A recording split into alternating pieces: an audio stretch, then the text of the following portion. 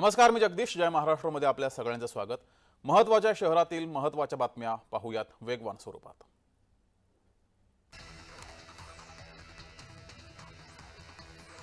लोकशाहीर अण्णाभाऊ साठे यांच्या जयंती कार्यक्रमामुळे पुणे शहरातील विविध भागांमध्ये वाहतूक कोंडी झाली.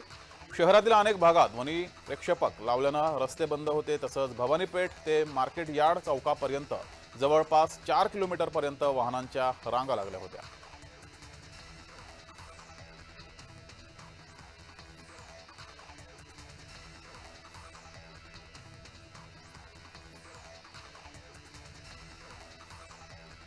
छत्रपती संभाजीनगर जिल्ह्यातील वैजापूर शहरातील बस स्थानकात महिला बसमध्ये चढत असताना गर्दीचा फायदा घेऊन अज्ञात चोरट्याने संबंधित महिलेच्या सोन्याच्या दागिन्यावर डल्ला मारत मंगळसूत्र आणि नेकलेस लंपास केल्याची घटना घडली आहे. मात्र पोलिसांनी या घटनेचा सखोल तपास करून अतिक शेख आणि सनी ढोकरे या दोघांना ताब्यात घेतलंय.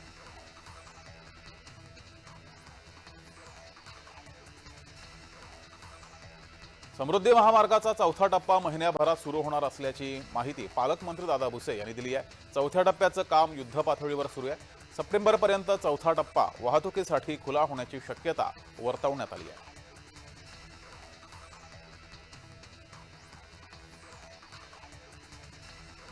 जंगलात सापडलेल्या त्या विदेशी महिलेला गुरुवारी रात्री ओरस जिल्हा दवाखान्यात आणण्यात आलं.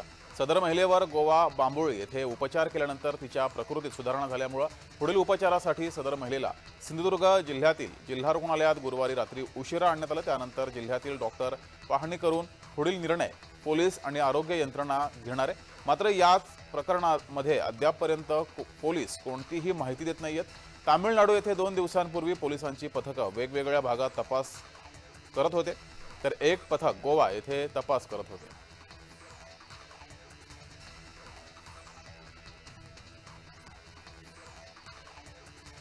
ऑलिम्पिक पदक विजेता स्वप्नील कुसाळे याचा मध्य रेल्वेनं गौरव केलाय. पॅरिस ऑलिम्पिकमधील त्याच्या कामगिरीची योग्य ओळख म्हणून त्याला स्पोर्ट सेलमध्ये ऑफिसर ऑन स्पेशल ड्युटी म्हणून बढती देण्यात आली आहे.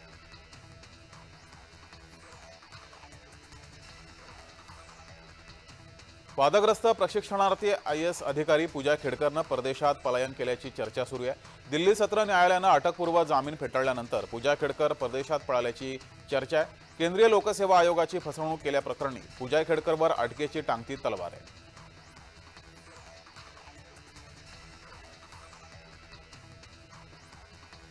पुण्यातील कात्रज बस स्टॉपवर PMPLच्या CNG बसला आग लागली होती. मात्र अवघ्या 5 ते 10 मिनिटात ही आग आटोक्यात आणण्यात यश आलंय.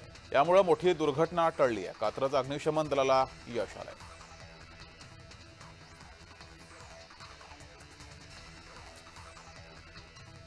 छत्रपती संभाजीनगर शहरातील नेहमी वर्दळ असलेल्या राजा बाजार परिसरामध्ये वाढदिवस साजरा करण्यासाठी तलवार घेऊन नाचत व्हिडिओ व्हायरल करणाऱ्या तरुणाला अटक करण्यात आली आहे. सहाय्यक पोलीस आयुक्त संपत शिंदे यांच्या पथकाकडून ही कारवाई केली गेली आहे. संजय महारगुडे असं अटक केलेल्या आरोपीचं नाव आहे. त्याच्या ताब्यातून तलवार आणि चाकू ही हत्यारं जप्त केली आहेत. सिटी पोलीस ठाण्यात हत्यार बाळगल्याप्रकरणी त्याच्यावर गुन्हा दाखल केलाय.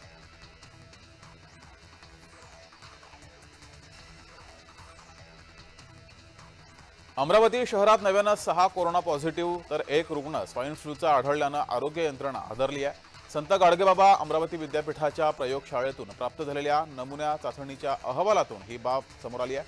त्या अनुषंगानं आरोग्य यंत्रणेनं उपाययोजना आखण्यास प्रारंभ केला असून नमुने तपासणीवर भर दिला जाणार आहे.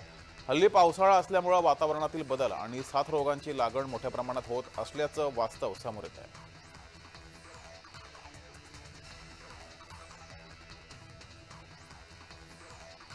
कोल्हापूर जिल्ह्यामध्ये आता पावसाची संततधार थांबली असून अधेमध्ये पाऊस पडतोय. तर राधानगरी धरण 100% भरले. पंचगंगा नदीची पाणी पातळी 42 फुटावर असून 71 बंधारे अजूनही पाण्याखाली आहेत.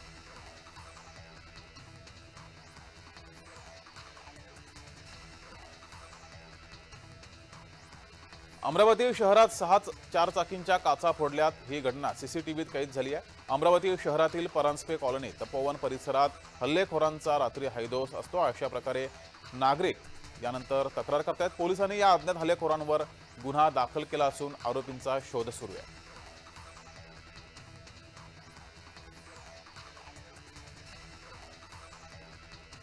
अमरावती शहरातील पोलीस आयुक्तालय स्तरावरील पोलीस आस्थापना मंडळ यांना प्रदान करण्यात आलेल्या अधिकाराचा वापर करून उपनिरीक्षक ते पोलीस शिपाई 282 आणि पोलीस अंमलदार 89 तसंच एकूण 371 पोलीस कर्मचाऱ्यांच्या बदल्या करण्यात आल्या आहेत. सीपी नवीन चंद्र रेड्डी यांनी गुरुवारी 1 ऑगस्टला रात्री उशिरा या दोन्ही याद्या प्रकाशित केल्या.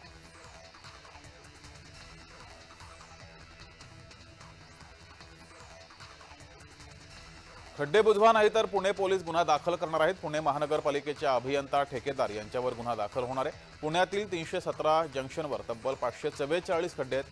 पुण्यात खड्डे का पडतायत असा सवाल देखील उपस्थित केला.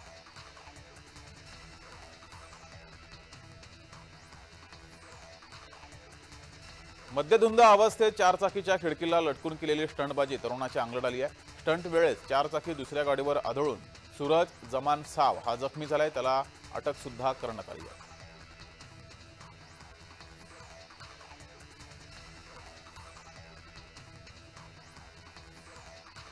पीक विमा योजनेत 1,65,00,000 शेतकरी यांचा समावेश आहे. खरीप पीक विमा योजनेतील राज्यातील या सर्व शेतकऱ्यांचा सहभाग असल्याची माहिती समोर आली आहे.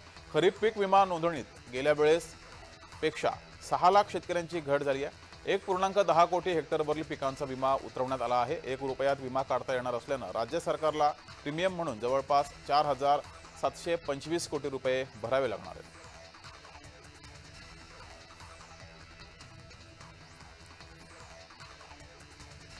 गणेशोत्सवासाठी लालपरी सज्ज झाली असून राज्य परिवहन महामंडळाच्या 4,300 बसेस कोकणात जाणार आहेत. 2 सप्टेंबर ते 17 सप्टेंबर या काळात एसटीच्या जादा गाड्या सोडण्यात येणार आहेत. व्यक्तिगत आरक्षणाबरोबरच गट आरक्षणाची सुद्धा सुविधा उपलब्ध झाली आहे.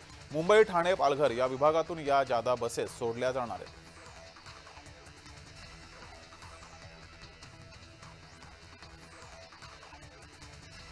राज्यात जून आणि जुलै महिन्यात सरासरीहून अधिक पाऊस पडल्याची माहिती हवामान खात्याने दिली आहे. आतापर्यंत 453 मिलीमीटर पावसाची नोंद झाली असून सरासरीत 1.8% इतकी वाढ झाली आहे, अशी माहिती हवामान खात्याने दिली आहे.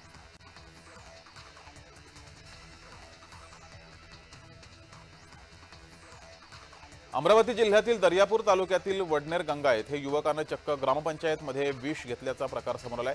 कागदपत्रावर सही देण्यास सरपंच आणि सचिव यांनी नकार देत असल्याचा आरोप करत या युवकानं विष प्राशन केलंय.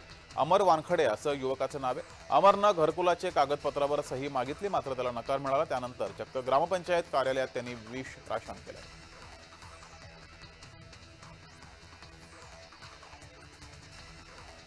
यशस्वी शिंदेच्या मारेकऱ्याला लवकरात लवकर फाशी द्या अशी आणि चिपळूणमध्ये काढलेल्या यशस्वी शिंदेच्या समर्थनार्थ मोर्चेकरांना शिवीगाळ करणाऱ्या महिलेचा निषेध दर्शवण्यासाठी चिपळूणमध्ये कडकडीत बंद पाळण्यात आलाय.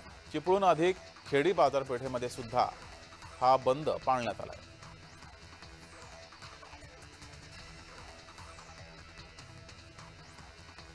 महाराष्ट्र पशु आणि मत्स्य विज्ञान विद्यापीठ नागपूरच्या विद्यार्थ्यांचे मागील 2 दिवसांपासून आंदोलन सुरू आहे.